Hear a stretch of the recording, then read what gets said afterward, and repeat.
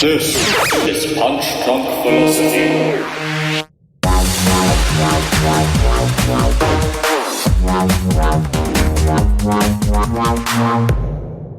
What the fuck is up, everybody, and welcome to another edition of Punch Drunk Philosophy. We are coming off UFC Fight Night 82, where Stephen Wonderboy Thompson, the new phenom in the UFC welterweight division, takes out Johnny Hendricks, the former champ, in impressive fashion in the very first round. Now, a bit of admin first, because apparently I've got to go take care of it.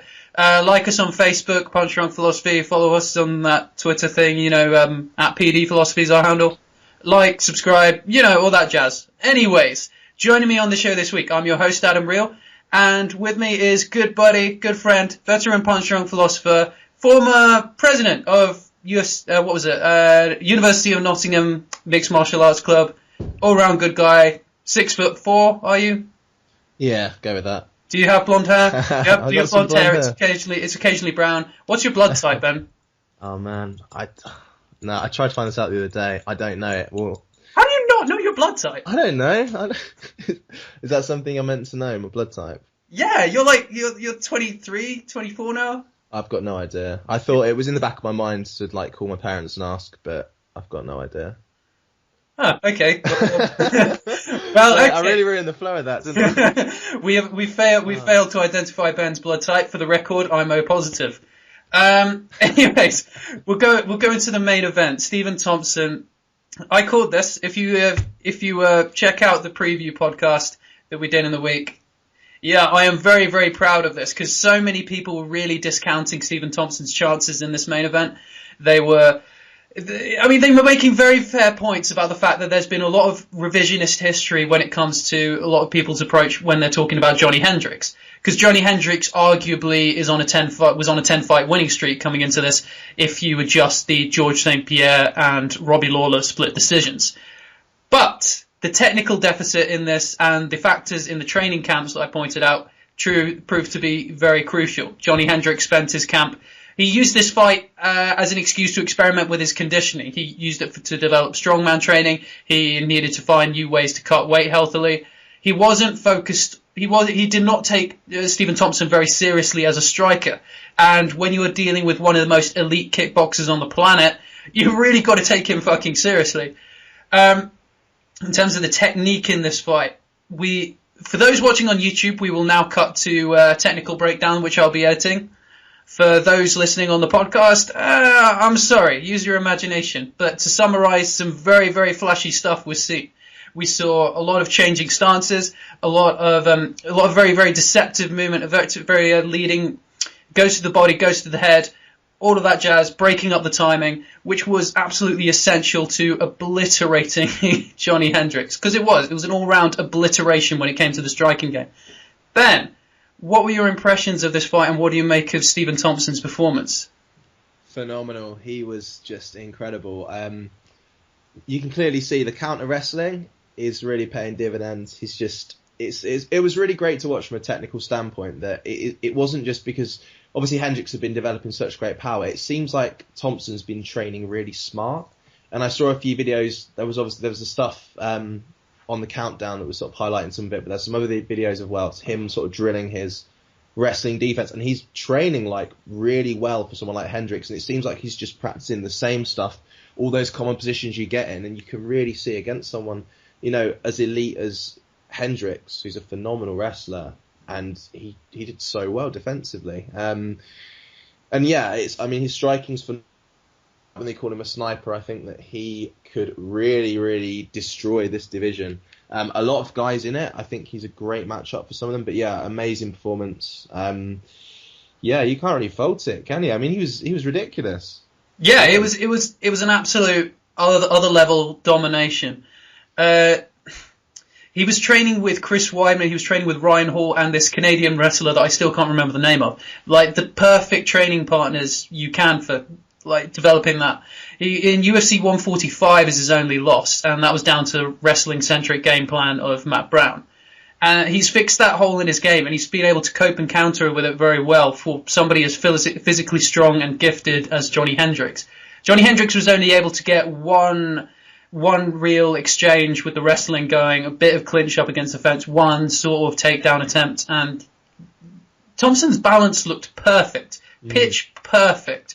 He looked so comfortable in there. He didn't panic at all, and he was even very comfortable going to the fence. There was a point later in the round where he puts his back up against the wall, and it looks like Hendrick could go in, but all the kind of discouraging of landing strikes when he was going in really sort of put Hendricks out of his game plan. All the routes to victory that Hendricks had, closing the distance, takedowns, even the low kick, they were completely neutralized. They were so well prepared for.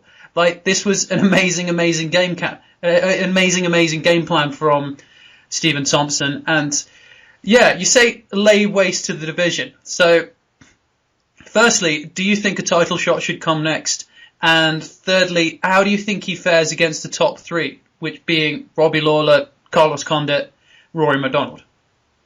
Okay, so I think that you could definitely make a case for a title shot, but I think in this division it's up the top in this division. It's probably the most competitive we've seen. I'd say any top 5 division in UFC history. Any of those guys on any given day could beat any one of those guys. And it just shows you the amount of close fights you've got in the upper echelon of that division. But yeah, it takes a lot to hang there. If Thompson can keep up these performances, absolutely. I think it was a bit of an insult given the jumping in rankings that they've only moved him up to number. Where was he up to in the Sherdog rankings? He wasn't particularly high. I think he was 4th, and then I think after this fight he's still not going to rank in the top 3. Oh really? Even though I don't think they'll put him in the top 3. So I think what will happen is I think they'll keep MacDonald at the top. This is in the official rankings. Bring Woodley up, and I think they're going to move him ahead of Condit. I think that's what they'll do. Condit coming off a loss, just because I can really see they obviously want to.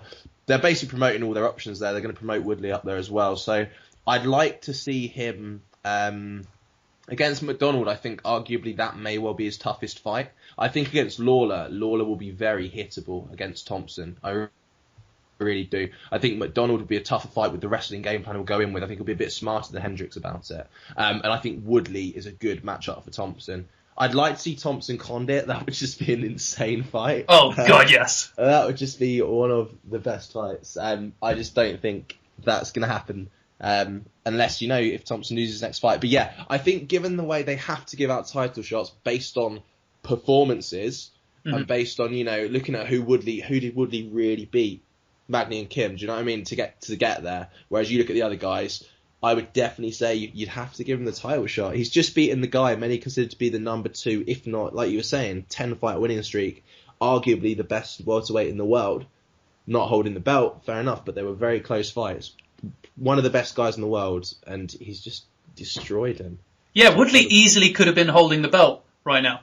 That split decision with Lawler was very close. It could have gone his way. So in another universe, he's holding the belt. And Stephen Thompson just demolished the champion. Yeah, exactly. People need to put that into perspective. You do not get that. That was insane. I know you get all the hype behind people like McGregor destroying people in one round, all these guys that have come in and annihilated people. That was as comprehensive as you've seen. That was on a par with kind of the home Rousey beatdown. That was just a comprehensive, perfect game plan from a striker. That was really, for me, it reminded me of what Holm did against Rousey. It was great. Loved it. Oh, God, yeah. Just sort of perfect preparation, just everything done, pitch perfect, right. In terms of the other competition in the division, obviously, Tyron Woodley does not deserve a title shot above Stephen Thompson. I mean, it's complete bollocks. Tyron Woodley hasn't really beaten. There was the fluke against Dong Young Kim because Dong Young Kim got ridiculous with a spinning back fist. Who am I talking about? Carlos Condit. Yeah, that was a fluke win. Tyron Woodley's a good fighter. He does put together some impressive performances, but he can be game plan before. He was recently beaten by Rory MacDonald. Rory MacDonald really comprehensively beat him. Rory MacDonald, yes, I agree, is the toughest matchup in the division for Stephen Thompson, simply because they've trained together. Stephen Thompson has spent a lot of time at TriStar, so Firas Zahabi has a lot of kind of insight into his game. He was brought into GSP's camps quite a lot, so I'd assume the two have sparred together.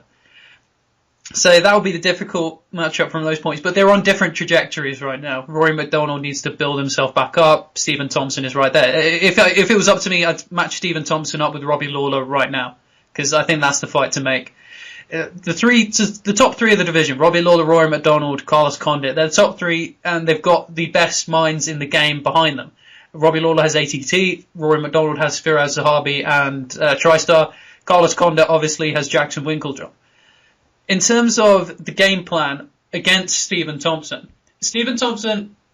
he fights in a way that a lot of striking coaches, especially if they saw you in Muay Thai and you're just starting out, they would muller you for all the kind of things he does. He stands very side on, which leaves the lead kick apparently vulnerable to low kicks. It generally does, but in this fight, obviously, he was able to counter the low kicks really well, despite being very side on. He leaves his chin out, hands down, with head forward, relies on head movement to get out of the way, and is able to bring his punches up at really good angles. So, from a technical standpoint, a lot of kind of, I'm not sure to say what traditional ideology or traditional striking ideology, is that a term to use?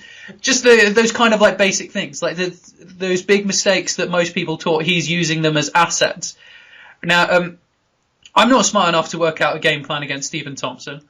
Do you think ATT, Jackson's TriStar, do you think they can mount something significant against his striking style? Yeah, it was interesting. I was thinking about this, and I was going through the division, and I was thinking, how would get in his face and kind of, maybe rough him up a little, walk forward through the punches, kind of like what Sonnen did against Silver, a guy, very similar, sort of hands down, dicking around stance, all that kind of thing. Pretty much exactly the same sort of dynamic there. I think that if you got a guy like Matt Brown, who's just done that, I think that's literally it. I think they need to get someone to get in his face and push him back with punches coming in from a nice defensive sort of Tyson-esque, obviously not quite to that degree, but head down, like Sonnen did against Silva, and push through and just chain takedowns. I think that's the only real way you can beat this guy, because you're not beating him on the feet. That you're not beating him on the feet. Just his style's ridiculous. So I think it's a really tough matchup on the feet. But if you chain wrestling against him, I think that's the only way people can do it. I really do. Unless you get like a guy who can clinch wrestle him, but still that doesn't seem as effective. I think. Yeah. Yeah, Johnny Hendricks failed doing it, and he's one of the best wrestlers in MMA. Exactly, and you look at Hendricks against GSP or something like that, the way he did it. I mean, it's just amazing. I think as well, the ability for Thompson to fight so effectively. I mean, the drop off in effectiveness between his orthodox and southpaw stance is almost non-existent. It's really interesting because even the really elite guys who fight, like Silva, for example, I mean, he was good in both stances, but when you actually look at it, he wasn't as versatile. And I mean, Thompson can fight off either leg brilliantly, absolutely brilliantly. So yeah, really tough fight. I think I would like to see Maia. I'd be intrigued by Maia against him, because I think Maia would get in his face, and I think Maia's clinch wrestling style is very different. He succeeds a lot. I mean, Maia's takedowns are very good, and they're very deceptive because they're your more traditional Brazilian Jiu-Jitsu judo style that people don't really train for. So yeah. Yeah, and especially Damian Maia and Rory McDonald, the way they set up their single legs and stuff. If you have that very wide stance and you've got your lead left forward, single legs are usually the hardest ones to defend. So that would, I like the idea of that Damian Maia fight. I mean, they're probably not going to match that up because they don't want to prospect like Stephen Thompson ruined by Damian Maia. So yeah, I think they will do the title shot. I think that makes the most sense. From that technical standpoint, it's the way he transitions in stance is so incredible because he masks it so well. As in, he would go against Hendricks and he would launch in orthodox and he would take a blitz, be side on, and then when you'd exit, he'd be southpaw. So you almost don't even realise that he switched stances. So you can never ever get comfortable with him on the feet. Johnny Hendricks in the post-fight interview was sort of saying he was thrown off about when he was coming forward and he wasn't getting hit at certain times. He wasn't getting hit at the times he expected to be hit, and the times when he sort of felt fairly comfortable, he was hit. I do this in the video that we showed earlier for the YouTube lot. The very interesting combo is the first front kick to the body and then the head kick leading up. Because it's a very traditional thing in striking. You go to the body, go to the head. Like, go to the body with kicks and then go to the head with kicks. Because they'll drop their hands to defend their body. He fires the front kick off to Hendricks' midriff. And Hendricks is almost strolling back from it. He's almost strolling back into range. He's like, oh, okay, shot me with a good shot there. And then the head kick really, really surprises him. He doesn't expect it to come from that range. He doesn't expect it to come at that time. He's very, very good at those little off moments in timing and like being able to find those. All the really, really kind of like cool stuff you can do with striking, like you would throw the jab cross and then the next time he would throw the jab cross, he would have a kick on the end of it. Woodley was very well prepared for a lot of them, was able to block a few things, even though that first combo I mentioned, he went down to parry and then got caught with a head kick. It's just some really fucking cool stuff. I mean, if you wanna like learn how to do some really cool striking combos and really, really, really like develop your fight IQ, this guy is what to watch. I mean, damn, I can't get enough of that performance. It's going to be very hard to game plan for, so it'll be very interesting to see if anybody can have that much success on him. Matt Brown still would be a viable threat, but I don't think they'll do that rematch for a while. Because why, especially not now. I mean, why match him up with somebody who was the last guy that beat, I'm trying to phrase this. Johnny Hendricks beat Matt Brown, and Stephen Thompson just fought Johnny Hendricks. It doesn't make sense. But, yeah, another aspect on this. Did you see Johnny Hendricks and how he responded in the post-fight interview in the post-fight press conference? No, I've not seen it. Oh, okay. Well, basically his attitude is very much, yeah, he was a better man. I'm probably not doing justice to it, but paraphrasing, like, yeah, he's the better man. I've just got to figure out what I did wrong and develop on it. Like, that's the single most mature attitude you can have to like basically being destroyed and beat down, because he's got a lot of stuff to change in his training camp. Johnny Hendricks has just left Team Takedown. I'm not entirely sure about the situation with that, so I'm not going to care to speculate as to what circumstances led to it. But he's without currently a proper, in quotes, gym. So I just found it very interesting how he responded in the most kind of perfect way, probably the most successful attitude. He's probably like pretty pissed off, but he definitely didn't show it. He's in a very difficult situation as a person because he's got his steakhouse closed down. He's obviously just left his gym, so I imagine financially he's not in the best spot. So, because anybody planning financially, if they're making a couple of $1 million like 1 year, like he would when he was champion, and then in the year after, like just have that one fight with Matt Brown and not have the fight with Tyron Woodley, and goes back to making like a few $100,000.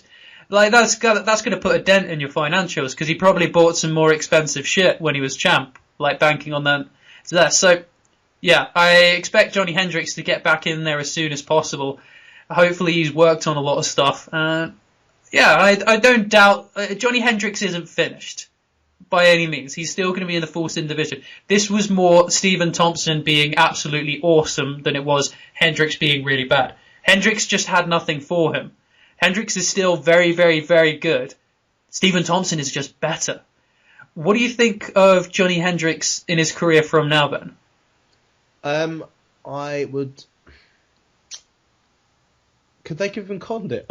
Surprise move from the UFC. That would be very good because Carlos Condit did say he wanted the Johnny Hendricks rematch. It was a close fight. I think that would be ideal as like a 5-round main event on Fox or something. Perfect. Done. Matchmaking done. Joe Silva, get at that. I done reckon. We done it. Yeah, I think that'd be a really good fight. A really good build-up fight for two guys. I mean, I almost said two guys coming off close losses. given everything we've just spoke about, that's the exact opposite of what I meant. Yeah, I'd like to see that fight. Good fight, headliner card. Otherwise, yeah, he's still going to do well. I was a little bit shocked by that. I was just looking at kind of how much they earn from these fights. Thompson's base salary was $24,000. That's crap. For this, so that's utter crap. £17,000. Yeah, I Interesting. mean, consider all the training costs and all that sort of stuff, and basic living costs, and he's got a family and stuff. He possibly made a loss on this fight. No, exactly. It's Well, if that's his base salary, I mean, they always like to talk about the locker room bonuses, but I can't take that too seriously, to be honest. oh, it's ridiculous, isn't it? I mean, the fact that a guy, it's crazy that I just think give him a salary, be done with it. But anyway, yes, Hendricks. I think the Condit fight makes a lot of sense. He's not quite as attractive as he was. Yeah. Now that fight has really, I think it's damaged his stock quite a bit. But then Thompson is the unknown entity. What if Thompson just goes on a crazy run and obliterates the division, and they're all like, okay. Yeah, I think that's what it's more going to be seen as historically. Because Johnny Hendricks, still his credit before, I think he made a lot of mistakes in this training camp, but I still think Johnny Hendricks on his best day would have lost to Stephen Thompson.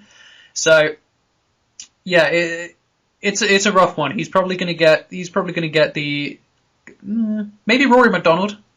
That's quite a good fight. Because Robbie Lawler, Carlos Condit might happen. Because Carlos Condit, he will need a fight like that to bring him back, because all the talk about retirement, and he's got a lot of considerations to make. So he's either going to get the rematch with Lawler, or possibly Thompson getting Lawler now, and then Hendricks getting Condit. A lot of cool matchups to make. Anyways, yeah. Actually, fuck it. Whilst I have you here, let's go into a bit of, because you mentioned fight to pay. We'll get into the rest of the fights on the card in a bit. But you got into fight to pay. Benson Henderson leaves the UFC, goes to Bellator, cites sponsorship opportunities as a major factor. It makes a lot of sense to me. I've been predicting that this is only the start. Apparently, a lot of fighters have been getting in touch with Ben Henderson about advice and leaving to Bellator. There's a lot of discussion about it, and there's a lot of free agents on the market right now. The most prominent free agents: Aljamain Sterling, Alistair Overeem, Matt Mitrione. There are probably a few others, but yeah, these are the ones who we very likely could see in Bellator right now. Ben, what do you think about these three fighters specifically going to Bellator, and do you think this is going to be a trend that's going to continue? Yes, I do. I think the problem's going to be, I think it's going to be a trend for fighters at the minute on the downside. The guys who don't ever quite make it to earn enough money with the UFC, but are getting grossly underpaid for the level they're at. The people that feel insulted by it because they should. And I think it's those people. Anyone who's been made champ or something, like when we were just talking about it now, I thought, just in the back of my head, I thought, maybe Hendricks will go to Bellator. He won't, because he's getting £100,000 base salary from the UFC. You look at Phil Davis. I mean, Phil Davis only got 65k for his against Carmont and stuff. It's just, I don't really. I think it will be happening, but it will be. I don't think you'll see as many names for now. I think the interesting thing will be is if Bellator get a stronger pay structure established, they can get some more prospects in. What they could do is Bellator potentially could develop a pipeline of guys so that I think in maybe, if they do keep going, which I think they will, I think Bellator will get much bigger. 3 to 5 years, I can see them having a whole ream of prospects. And especially if Viacom give them even more exposure, I mean, it could be crazy. So, yeah, I think it's more about getting the younger guys in at the minute, and then the guys who are kind of coming out of the UFC a bit. I don't think they're going to get any UFC studs who are kind of have good stock in their divisions in terms of what the fans want to see. Henderson, I mean, I find Henderson a bit plain. He's a great fighter. He's amazing, and you can watch him and just really appreciate it. But from a fan perspective, he doesn't offer anywhere near as much as a lot of other guys. So. I don't know. I love me some Bendo. I think, Overeem I think is going to go. Simply because I think the title picture now, he's not going to get an immediate title shot. He has a very good relationship with Scott Coker. So that makes a lot of sense for him right now. And that's a guy coming off a big win in the UFC. And he's on a big win streak. So that's going to be a huge feather in Bellator's cap. But the real kind of change one on this, the game changer in this, is Aljamain Sterling. Aljamain Sterling is a very rising bantamweight. I think he's ranked 5th now. I'll just double check that. I think the 5th sounds right to me. Yeah, 5th. He's 5th. He's ranked 5th. He's undefeated, but he really doesn't feel he's getting what he deserves from the UFC. He was only able to fight once a year recently. He's not been getting the top opponents. He's not been getting the top paydays, and he doesn't have sponsorship opportunities. So, yeah, he's been teasing on his Facebook recently about possibly leaving for Bellator. So if they do acquire him, that will be huge. That will be a massive game changer because they could very arguably have the number 1 bantamweight on the planet win there. I mean, Aljamain Sterling is rising. He's not tested against that sort of top 5 level, but he's very much getting there. So if he carries on to be a world beater in Bellator, then you can make a case for it. And he's got the star power and he's got the big gym behind him. So that would be a huge feather in their cap. Another one I'm considering actually has a very good case to move to Bellator. Someone who's been screwed by the UFC very constantly and is arguably one of the best pound-for-pound fighters on the planet, Frankie Edgar. Frankie Edgar, he was denied his title shot against Conor McGregor because Conor McGregor moved to there. He's been waiting on a title shot for a very long time, despite beating the shit out of everybody in the division. He's clearly a very, very, very potent stylistic threat to Conor McGregor. But the UFC recently, they set up the lightweight title fight, and they were talking about giving Jose Aldo the rematch. They said, because Conor McGregor said, what's his name? Dana White. Sorry, they both make the same noise at me. Dana White said that Jose Aldo's next fight will be for the belt, implying that he's going to get the rematch as soon as Conor McGregor returns. I think they're going to do that. And Frankie should just give a big fuck you and go right over to Bellator, in my opinion. He'll be entirely justified in that. He will have so much fan support by him. What do you think of the prospect of... Because I don't know Frankie Edgar's specific contract situation, but I think it's a possibility. From the way it's been discussed, I think it's a real possibility. What do you think of the possibility of Frankie Edgar going to Bellator, Ben? I don't see it. I don't know. I think he's one of these guys that wants to compete against the best in the world constantly. But he's been denied that opportunity. Yeah. Who would they fight? Who would he fight? That's the thing. That is the thing. But the thing is, when they take a division, when they take some big star like that, he will have the Fedor effect. Because Fedor was he was the number 1 heavyweight on the planet for a very long time, outside of the UFC. Pound for pound even. Yeah, exactly. So the guys in the UFC will say, well, that guy's the best in the division over there, and that's the bigger money fight, so I'm going to go. Because Andrei Arlovski and Tim Sylvia both left in that amazing career move that they both made. Mm-hmm. Let's go and leave the UFC and fight Fedor. So I think a lot of featherweights in the UFC will be tempted to do that, so we will have a couple of them throw over, and maybe, I don't know, some bantamweights move up. Maybe Frankie Edgar even moves down to bantamweight, fights Aljamain Sterling. But yeah, I think he might need to do a big move like that simply because of the absolute disrespect he's been shown from the company. Because I love the UFC, but the way they've behaved in regards to this Reebok deal and the ignoring of the concerns of fighters, the very, very legitimate concerns of fighters, has been pretty appalling.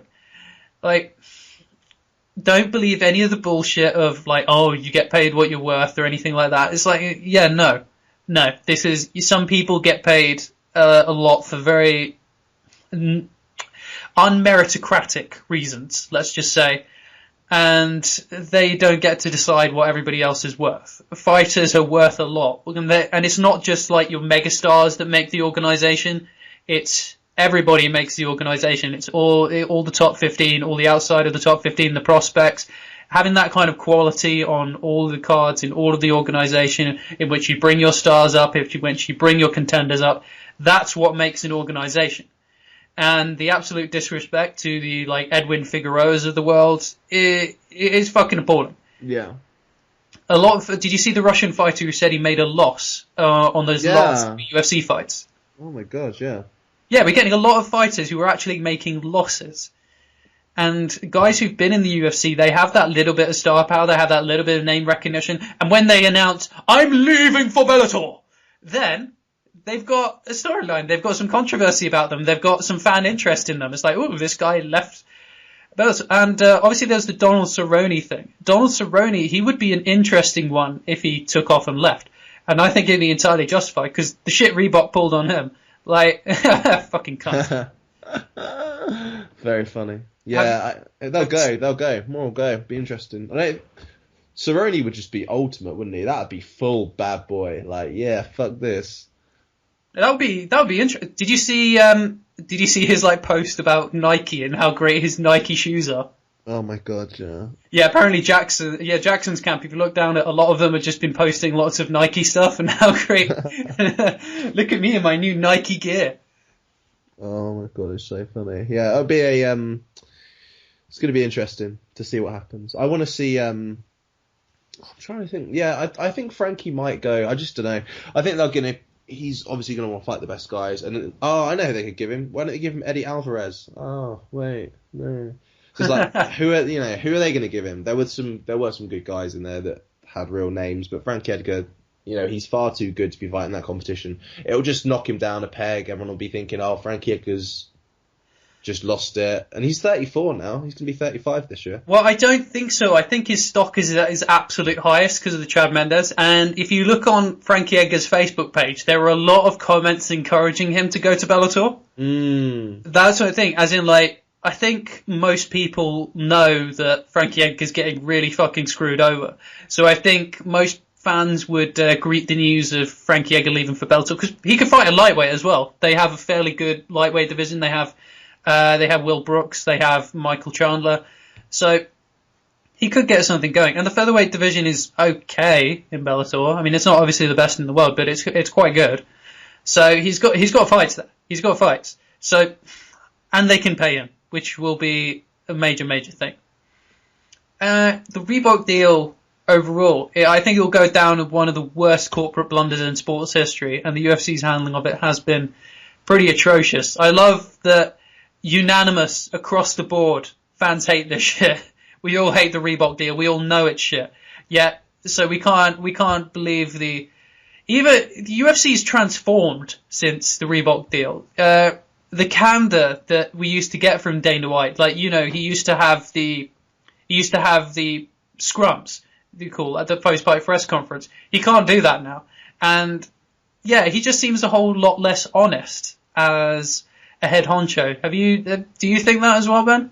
100%. Yeah, he seems a bit twisted and kind of very, very ingenuine, two-faced. Interesting. He literally, the amount of things he's a hypocrite over. Or you could catch him saying one thing and then soundbite the exact opposite thing literally a month later. It's incredible. I've never seen it from someone. I mean, it's ridiculous. Like, he's worse than Vince McMahon. He really is. Yeah, that's what I'm worried about, because if they greet the concerns of someone like Frankie Edgar, or someone like what was the other guy? It was Aljamain Sterling. If they greet those concerns with absolute contempt, then it's Vince McMahon-esque. It's like, because Vince McMahon ruined the WWE, ruined all of that because he was of just personal bullshit, personal ego, and just sort of trying to destroy people's careers in order to beat them into submission and obedience. So loyalty to the power structure as opposed to the vision behind the company. And the quality of the product, obviously. That's fucking bullshit. The Reebok deal has screwed over so many fighters. Reebok suck. Like, they are fucking terrible as a company. I hate the way they put out a pathetic, oh, well, these things happen. Like, it's just an error. It's like, well, these are constant errors. When you've got a shirt that says, like, what was it, Anderson Jose Aldo on it, how many people has that passed? How many people in the company working in your MMA division have seen that, approved it, taken that, printed it, put it on a model, photographed it, all the way to uploading it, and you didn't even check the fucking spelling, you didn't check the fucking name, you don't check that Lyoto Machida's nickname is right, you don't check Giblet Melendez, you don't check any of this fucking stuff. What the fuck, Reebok? It's just so funny. Constant systemic idiocy. It's just so badly done. It's just such a blunder. I mean, I did this today. I had to phone someone, and I I don't know, I had to write someone's name down, and I double checked that I'd spelled their name right, and this is just me, just to some random person. And it's not hard. Oh my gosh! And you've got all these people, and no one thought that it must have been a troll. I reckon someone on the inside at Reebok. How do you make that fuck up? Flexibility. Oh, flexibility. You remember that at the press conference? Mate. Flexibility. The best kind of ability. It's ridiculous. No one needs that.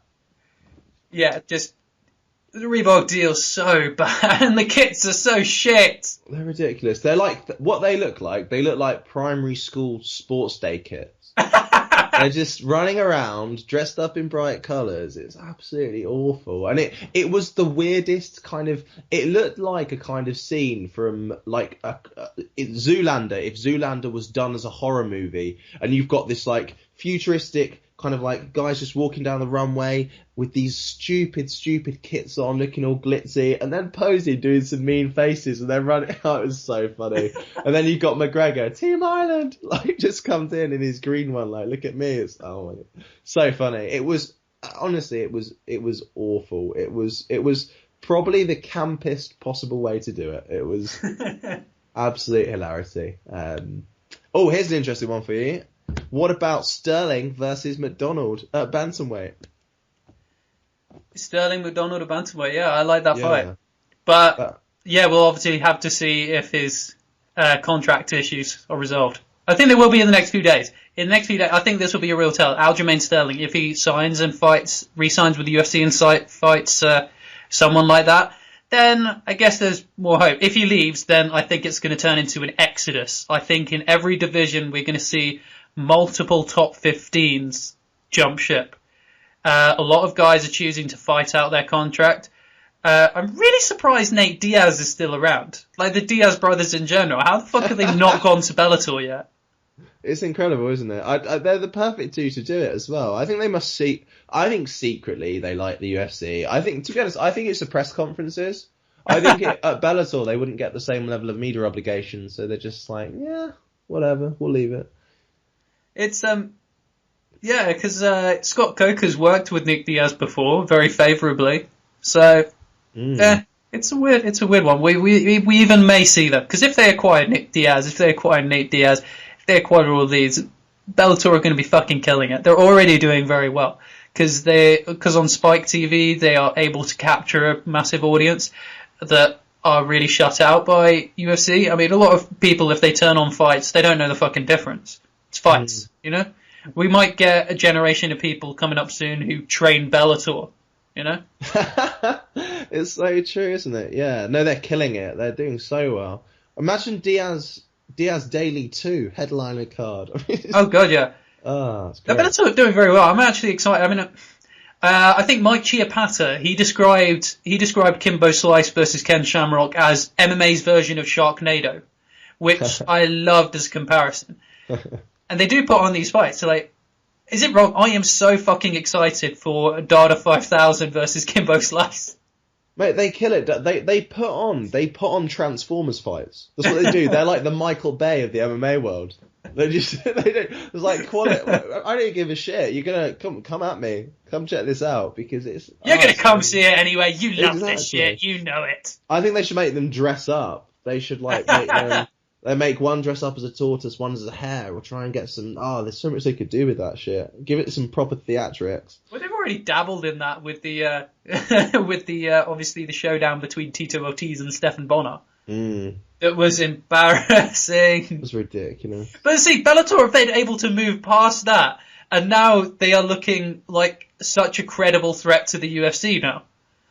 Like, UFC are really fucking blowing this, because the UFC want to be the NFL of MMA, and they're failing at that on multiple levels. They've taken some very good steps, towards that. Like USADA, I'm a massive fan of, and a lot of other reforms that they've gone to have been very progressive. Like especially the medical stuff, like with concussions, they're not gonna blanket that like the NFL. They're not gonna bitch about that. They're looking after their fighters well in that regard. But this stuff, we need some kind of cohesive legal representation for fighters, negotiation for that, and treat them like good salaried employees, and really, really look after them financially, because it does not look good when we've got fighters that are completely broke after they're done in their career, and they've not just had sort of wild spend. Professional athletes should get paid quite a lot. I think, especially a company that makes as much as the UFC.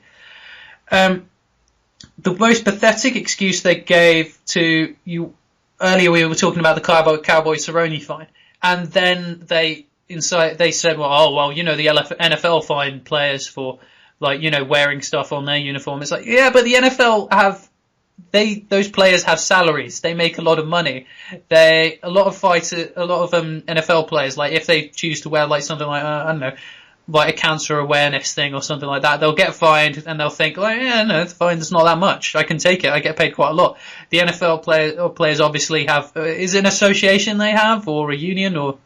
They've got some sort of players' union. There's something like that. Yeah, exactly. They've got something along those lines that fighters do not have.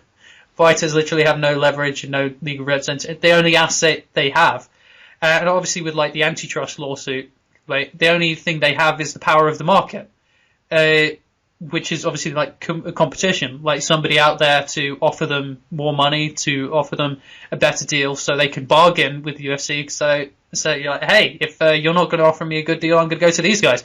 So that's why I think things need to get worse before they get better. Fundamentally, I want the UFC to be the NFL of MMA. I want all the biggest names of MMA to be under one banner, because I want it to be that kind of sport, because I want it to be a professional sport.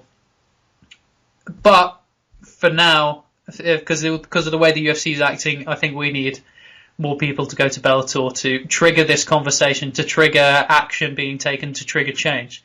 What do you think of this, Ben? Fundamentally, do you want to see the UFC to be the NFL of MMA, to be the FIFA of MMA, to be the NBA of MMA? And I've run out of other ones, and the NHL of MMA.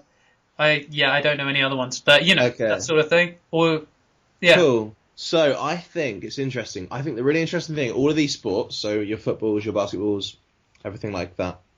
Give us the franchise ones, for example. So American football, ice hockey, all your kind of normal stuff there. They were all sports before they were franchises. The interesting thing with the UFC, it's a franchise before it's a sport. Before MMA was kind of being seen as a sport, and kind of initially, now it's perceived as a sport, really is a legal term, is what MMA is.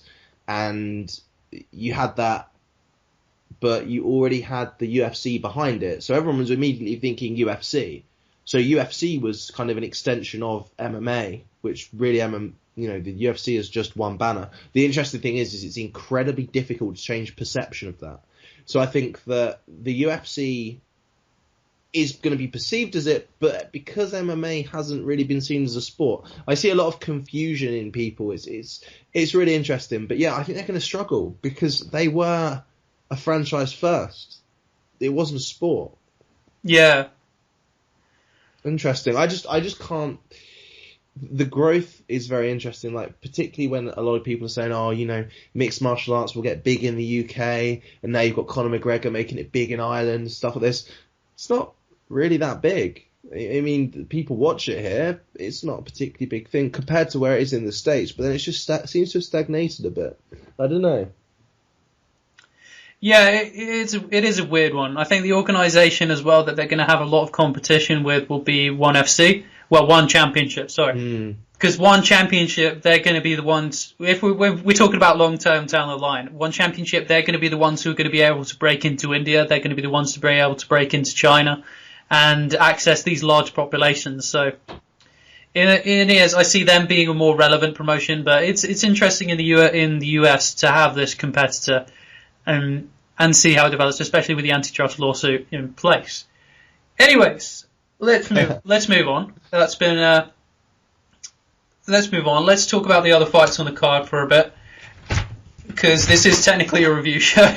we were supposed to with the new show. We're thinking, all right, we'll do event reviews, we'll do event previews, and then news. But I don't have you on too often, Ben. So yeah, fuck it. I want to shoot all the shit with you. I've only seen the main event anyway, so I'm rubbish. Oh shit. Okay. Well, I'll summarize it for you. You summarize it for me. Okay, Awesome. Roy Nelson takes on Jared Rosholt. I picked Jared Rosholt by decision to win this because I think Rosholt moves better. I think Roy Nelson is easy to neutralize, easy to game plan for.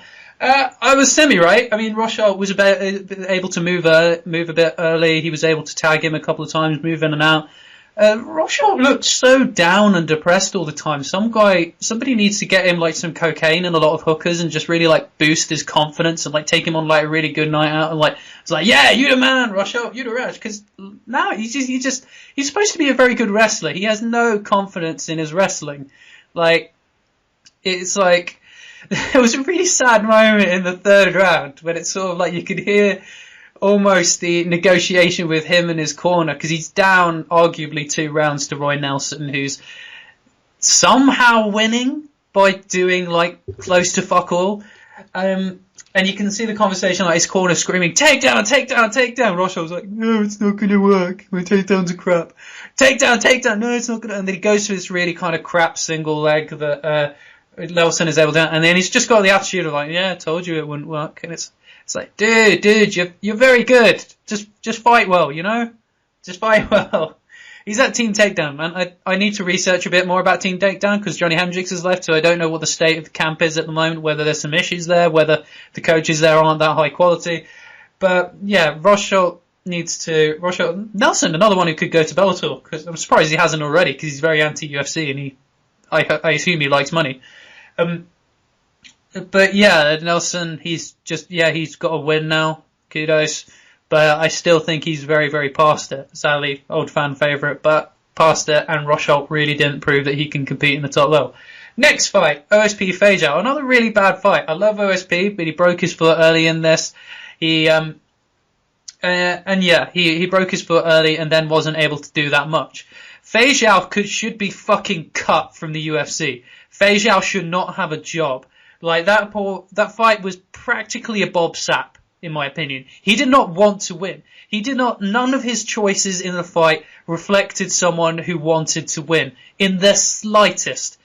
He just wanted to survive that fight. He wanted to turn up and take a payday. Go to some other fucking promotions and do that. This is the UFC. Fejao does not belong in the UFC. OSP, in terms of like continuing to rise, I said before, I don't consider this guy a rising prospect. He's been for a while. He's about 32, 33 years old. He's a very good guy. I'm a massive OSP fan, but if he wants to advance and he wants to crack the top 5, he needs to change camps. Knoxville MMA is probably a very, very good gym, and he probably gets along well with a lot of guys there, but there are some clear technical deficits in his game. One thing that really annoys me, and it annoys me when a lot of guys do, is when they get someone rocked, like he did, and then they jump into their guard. Like, obviously there's a Fedor Verdum fallacy with this, but when you get into someone's guard, especially someone who's a BJJ black belt, I'm assuming Fejao's a BJJ black belt because he's Brazilian, but someone who knows any Brazilian jiu-jitsu, when they're rocked, they're going to grab you and hold on to you. And that's exactly what Fejao did. OSP knocked Fejao down, he jumped into his guard, and yeah, it was just neutralized. Unless you're really, really good with your ground and pound from guard, you're not going to finish them, especially multiple times. You do anything other than jump into their guard, like you try and like push their legs away, get into side mount, or you make them stand up. That's perfectly acceptable. If you knock them down once, knock them down twice. Yeah, it was a bad game plan. I know, obviously, like he had a fucking. He messed up his foot in that fight, so that obviously would have created some issues. So I can't complete that. But jumping into the guard is just no. That shows there's some clear technical flaws in OSP's game that he needs to fix. And I think the only way you can really fix major technical flaws like that is by changing camps. Now, other fight, Benavidez, Makovsky. Makovsky had Phil Nurse and Firas Zahabi in his corner, like 2 of the best cornermen you can ever have. And he was able to out-grapple Benavidez at a lot of points. Benavidez outstruck him though, had the speed advantage, seemed to really kind of like warm it up at the end, but yeah, Benavidez took the win. As he should. He has the speed advantage. This was more a continuation of Benavidez's current status rather than rise him up in any esteems or anything like that. Interesting thing about this fight, Ben, is have you heard all the drama with Benavidez practically leaving Team Alpha Male and is now at Team Elevation? Ah, yes, and they're going to have 2 midget camps. It's interesting. You remember my bold prediction for 2016 was Team Alpha Male wouldn't survive it. You called it. You called it. I think it's happening. Yeah, it could happen. It might just be Faber on his own, but... Well, it'll be... Yeah, I mean, I think that's possible. I mean, I loved Uriah Faber. I love Team Alpha Male. I love what they've done. I think it was just the impression that they were there for so long and they never had a head coach. It was all team. And now a lot of guys, they need that individual attention, and that's kind of what Dwayne Ludwig brought. That's what he brought to TJ Dillashaw. He brought that real individual attention and game planning and specialization. Because those little laxes, like they're having the head coach, the real kind of little sharpenings of techniques here and there, that's why alpha male fighters were always the bridesmaid, never the bride. They had had an appalling record in title fights. They could never reach that number 1 status. They were the perpetual number 2s of their own divisions. It is a weird one. He had Elliot Marshall, Dwayne Ludwig, and that guy from Alpha Male who always comes out. I can't remember his name. But yeah, I don't think he'll get the title shot anytime soon against Demetrius Johnson. I mean, what do you think of Benavidez now? I mean, what can you do with him? He's lost twice. And also, what do you think of the possible oncoming exodus from Team Alpha Male? I think that the Alpha Male exodus, I think there's been a bit of disruption there, clearly. And I think that's really going to have had a bit of an impact. I think that in general, I don't know, I don't train there, but the morale's probably a little bit low. And they're kind of, whatever. Who's the next Danish guy that's going to come in and coach us? I mean, I don't think there's anyone else Danish on the roster, really. There's that Nicholas, there's the Dolby guy, or whatever he was, the guy that won, the guy that was in that draw, and then the guy that won an event. But other than that, they've got no one. So the problem is now is if Campman's a crap coach, they're going to have to deal with him. Campman's left. Campman left a while ago, I think. Right. Well, who's the new Danish guy? I don't know. I don't know who they're going to get in.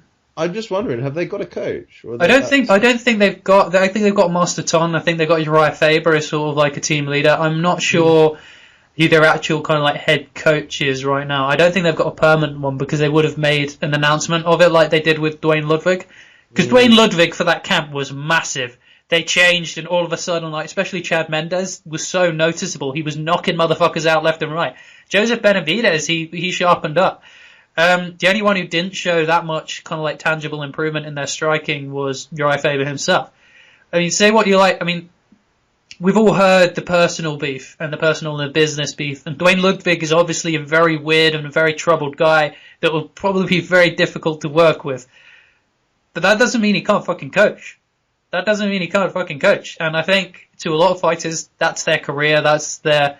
And there's a lot of guys now in Team Alpha Male that didn't have the initial like loyalty, brotherhood, and all that sort of stuff that Uriah Faber and that lot had. Like guys like Cody Garbrandt coming up, guys like Chris Holdsworth in that. And I think they're going to start thinking like, I do love Uriah Faber, I do love great, these are my buddies, but I can do better elsewhere. Yeah, definitely. I think it's a really interesting one. Maybe it's a kind of, I don't know, do you think it's a prophecy? You have to be a retired Danish mixed martial artist to be a coach there? Because that's a real niche. I mean, that's a real niche. Why do they just go Scandinavian? Let's bring back Isaac Valley Flag. Let's bring Isaac Valley Flag over to coach. Gunny will go on a dodgy run, and then maybe that's what Gustafsson can do. Yeah, he's just up there. He can do what he wants now, but he's not. He just gets screwed over by the judges or lose when he fights anyone who's good. It's just a shame, but he's gonna go and coach Littleman. Yeah, exactly. Let's send in the 6'5" Swedish man. He'll take us. That'd be great. No, it's just like the conflict with Team Alpha Male is a really interesting one. I don't think they can carry on loyalty alone. I don't think they can get fighters to stay on loyalty alone. I think they're going to need some really, really good coaching staff to bring in there. I always remember this. I I don't know why. I remember this fucking reality show I was watching very, very, very long time ago before, like, you know, there was internet and, like, you know, we were forced when we were hungover to just sort of sit in front of the TV. I remember seeing this episode of this reality show where they did, there were, I think it's like Survivor or something, like, where they had to, like, be on islands or something. It was really fucking stupid, but they had their teams that were given. They said, like, oh, your team, I think it was Team Tiger and Team Shark. And this one guy, he was basically greeted with the opportunity he could make a lot of money by switching over to Team Shark in, like, the last week, or he could, like, make no money and stay with Team Tiger. And the guy stayed with Team Tiger, made no money, and, like, probably doesn't talk that much with those guys anymore. You know, just sort of that faux little bit of loyalty and that pride and that sort of, like, that kind of metaphor almost of, it's not real, as in it won't provide you with that many tangible benefits, and this isn't a team sport. For this illusion of, like, team that this guy had, he sacrificed a lot of money, and for these guys, they're sacrificing a lot. They're getting losses on their record if their gym's not going well, if their training's not going well, and they're not going to be champions. They're going to lose opportunities, like, financially, professionally, and athletically. Yeah, I want to say if Team Alpha Male is going to survive 2016, it needs some serious changes, and I think they will need a big announcement of a big head coach. I don't know their finances. Maybe they're not bringing in enough money to hire one, but it'll be interesting. Definitely. Okay. Oh, I've seen a bet that I like. I've just seen a bet that I kind of think looks quite good. UFC heavyweight title holder, end of 2016. You can currently get 50-1 on either John Jones or Ben Rothwell. Woo! 50-1. I'm going to take that. Where is it? What is it? That's a pretty good bet. I'm just looking on some, like, odds comparison websites. That's I want those. That's nearly as good as the bet I made on the weekend, picking Stephen Thompson by knockout. What were the odds you got for that? 4-1, actually. Okay. Yeah, I wish it should have been more in retrospect, to be honest. But yeah, I'm on Paddy Power. I probably would have got better odds if I went to Skybet or something like that. But yeah, I made money. So yeah, no, that's awesome, man. That's awesome.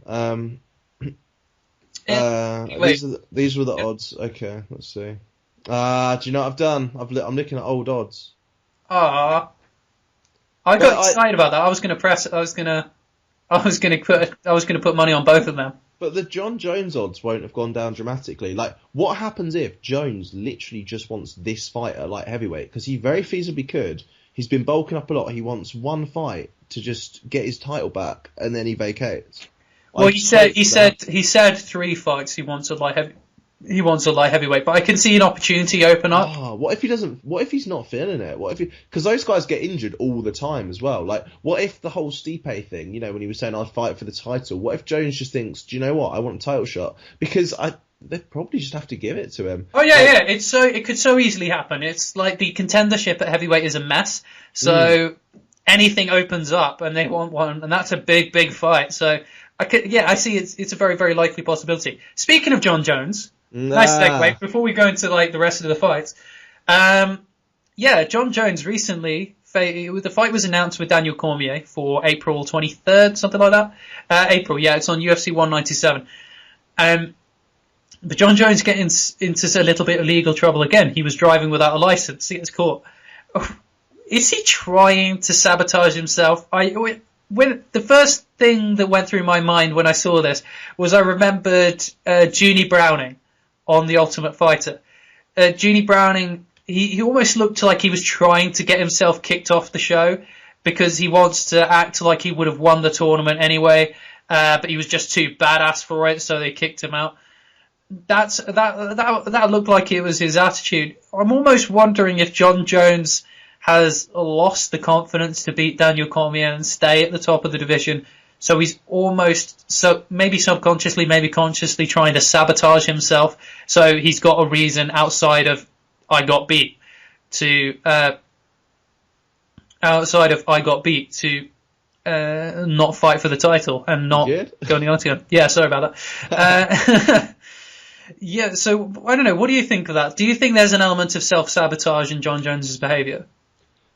Honestly, John Jones could come out as gay right now, and whatever.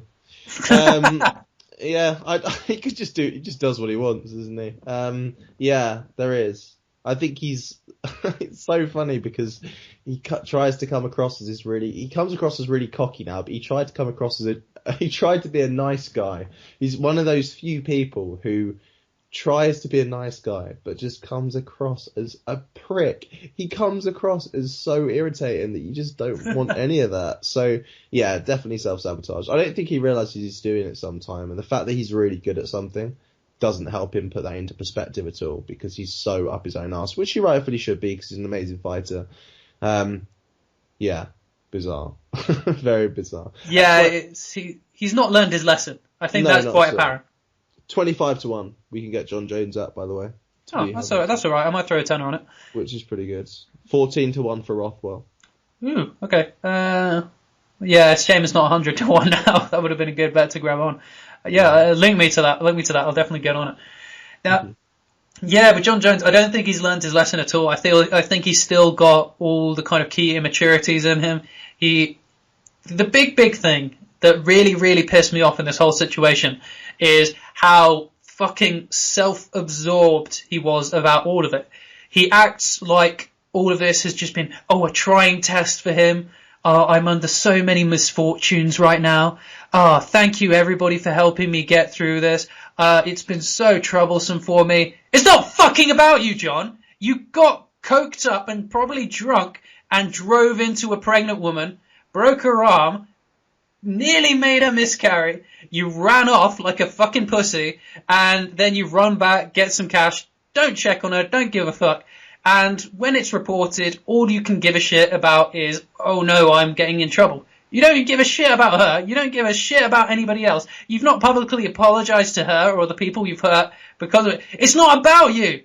It's about fucking harming anybody else. He still does not get that. He still thinks it's all about him. He doesn't realize that he did a horrible fucking thing, and he's in total disregard for other people and other people's safety. And just other people in general, because he's a selfish, self-absorbed fuckhead. And, yeah, he still doesn't get it. And it fucking frustrates me. And I think we're going to see problems over and over again in the context of stuff like this. I don't know, does John Jones... Whoa! I just got a bit pissed off there, but it is something to worth getting pissed off at. His attitude is so frustrating, and it's so wrong. Okay, let's talk about some fighting, shall we? Let's talk about something nice. Alex Nicholson. Alex Nicholson really impressed me. He lost against Misha Serkonov. Do you see Alex Nicholson at the... accent. Hey, I studied Russian. But he's out of Latvian, actually, Serkonov. Thanks, man. Thanks for that little bit there. But from Riga, really nice city. But anyway, Alex Nicholson, he proposed to his girlfriend at the weigh-ins, which I don't know, I kind of like. Like, good for him. And I like Riga. Riga's a good place, isn't it? It is good. It's a cool city. city. Do a podcast about Riga? Yeah, we'll talk about Riga. Like let's go to Riga. Let's do a podcast there. We'll talk about like various streets. A couple of times. It's great. Really cool. Oh, nice. Where did you go? I went to Tallinn and Riga on a cruise ship. Oh, nice. Baltics. Anyway, that's the travel segment. That must have been really cold. Yeah, it was actually okay. It was a heat wave. It was the same time as the July bombings, actually, and it was 37 degrees in London, if you remember at the time, back in 2005, when the London bombings. Yeah, 2007. It was 2005. Yeah. Yeah, and it was very hot, I'm saying. Oh yeah, 7-7. Sorry. I was thinking of it the day after the Olympics were announced. So it was. But yeah, very hot. Good weather. Yeah. I'd recommend it. I mean, not really fun. You know, if you want a lad's holiday, probably avoid it. I don't know. Yeah. The lads wouldn't want that, but yeah. It's not. I was actually in Emmen in Holland at the time when the London bombings came off. Yeah. Anyway, enough about our holidays in 2005. Alex Nicholson, he broke his jaw when Serkonov was going for a rear naked choke. Alex Serkonov was a massive underdog in this. He is obviously coming from the regional circuit, so this was a massive step up in everything in terms of arena, the crowd, the whole UFC experience. People say octagon jitters isn't a thing, but guys like Daniel Cormier, who competed in the Olympics, competed in Strikeforce, they know that it's a thing. It's a very big thing, like the intimidation of such a new stage, of new attention. So Alex Nicholson, I really think he rose to the occasion. He showed there are some skill deficits there, but I hope he takes a lot of time off now, because obviously his jaw is going to need a lot of time to heal. I hope he enjoys his wedding, enjoys his honeymoon, and then a top coach like maybe Jackson Winklejohn or something like that, they see the same potential in him that I saw, and he grows, and I think he could be a really cool force in the division. Maybe even a middleweight, maybe even goes down to there. But yeah, it's sort of a weird fight because of the massive discrepancy in odds. Alex Nicholson impressed me so much more in this fight than Misha Serkunov did. That's a weird one. Anyways, okay, yeah, we can move down. Mike Pyle making a great return at 40. Still go fucking awesome elbows. Really cool spinning elbow. Really cool forward elbows. Knees. Just, yeah. Mike Pyle's still got it, guys. He's still got it. He's still a very legit, very crafty veteran. He has lots of weapons, and he's really got minimal signs of decline. When you look at, like, signs of, like, actual decline when it comes to aging, he's not really got that many of them. He's still competitive. I don't think he's going to make a title run, obviously, and he's probably still good for another couple of fights. I hope he retires. Title holder. And I hope he retires after a few more good fights. I love Mike Pyle, but I don't really want to see him against the top 5. I'd like to see that. I'd love to see him make a title run. I think they should give him and Gleison Tibau title shots, and if they lose, just do it. I basically think they get to a point in your UFC tenure when you've been, I think probably, let's say you've 15 fights, you get a token that gets you a title shot. Maybe they should do another season of The Ultimate Fighter, like the comeback, you know? Yeah, absolutely. That would be insane. Have guys at that level and make them compete for a title shot. That would be quite cool. That would be amazing. Yeah. Oh, here we go. 6-1 on Stephen Thompson to be title holder by the end of the year. Anyway, taking that. It's pretty good, isn't it? Adam's going to have a good new year. Those are awesome odds. Okay, yeah, other fight. Joshua Berkman defeats KJ Noons in a fucking horrible fight. Joshua Berkman now, by the way, not Josh. He sent out a press release saying he no longer goes by Josh Berkman. He now goes by Joshua Berkman. What a badass. Yeah, and he sort of got that. Do you remember Kyle Kingsbury? He did loads of ayahuasca, and then he said, like, it makes me a better person, not a better fighter. And he did have a few stinkers of performances, and he retired. I think Joshua Berkman has been going on some kind of, maybe he's been doing some mushrooms, maybe he's been doing something. He seems like happier as a person. He was smiling in this. Maybe he sorted out a few of his personal issues. But for a lot of fighters, when their motivation to fight comes from something negative, comes from something conflicted in them, and it doesn't come from a sort of like wholehearted, like positive place that they can maintain. I think a lot of times they struggle to kind of keep that motivation to fight, to keep that kind of drive and instinct, and it's just a lot of stuff in them. I mean, he was very, very tentative in this fight. He didn't have any kind of like killer instinct. So maybe that place came from somewhere negative, and maybe he's in some place positive right now. Who knows? But kudos, Joshua Berkman. Maybe your fighting tenure is over. You've put on some pretty cool fights. Go have a nice life. Justin Scoggins. He is the new guy in the flyweight division. This was much more impressive and much more of a case for contendership than Joseph Benavidez's performance, in my opinion. Justin Scoggins looked fucking awesome. Scoggins, I had money on him to beat John Moraga, and I think he could have. It was just the fight IQ. He was fucking idiot in that fight. Ray Borg was very, very highly touted, and Scoggins shut him down every avenue in the game, dominated him. Very enthusiastic about his gym, very taking his career seriously. Very young guy, just a bit shy of 24, I think. Scoggins is going to have a really good career in the UFC. Like Scoggins, Derek Lewis, Grabowski, Lewis TKOs him early. What can you say? It's a major heavyweight fight. Someone's going to put the fuck out early. Lewis actually had skills. Lewis wasn't just someone who throws some punches and occasionally does some clinching. Lewis has skills. Kudos to him. Noah Lahart, the BJJ coach of American Kickboxing Academy. He gets caught with a flying knee in a way that Godofredo Pepe is the other guy to beat Noah Lahart in the UFC. Another Mexican caught him with a flying knee. Gets caught with a flying knee twice after dominating Rivas on the mat for the entirety of the first round. Do you think, Ben, that if someone gets caught by a flying knee twice, do you think the first time they might have thought, okay, that was a fluke. It was just a knockout fluke. I don't need to make that many technical adjustments. Do you think that maybe this proves, he's susceptible to the flying knee? Yep. Cool.